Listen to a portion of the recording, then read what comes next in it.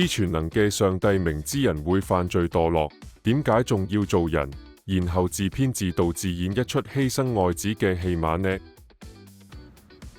記得我細個嘅時候係好曳嘅，成日都會犯錯闖禍。當時照顧我嘅媽媽，成日都會喺我胡鬧之前就提醒我，但係我多數都係會唔聽佢勸告。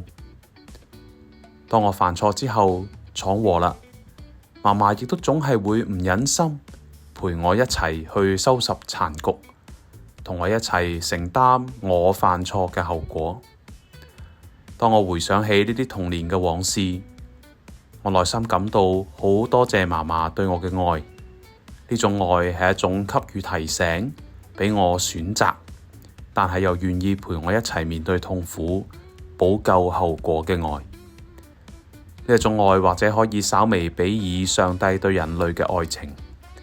造物主對世人嘅愛唔係一種強迫嘅宿命，而係俾人去選擇行善或者行惡嘅自由意志。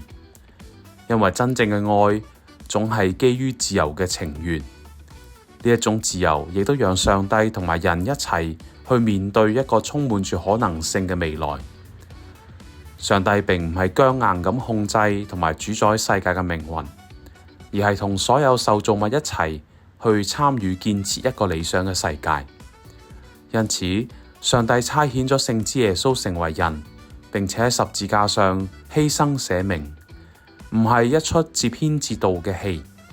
而係佢明知人類行惡嘅可能，但係佢卻選擇咗俾人自由選擇嘅權利，並且與世人一齊去承受罪惡所帶嚟嘅困境同埋苦難，亦親自示範咗乜嘢係捨己唔報復嘅愛。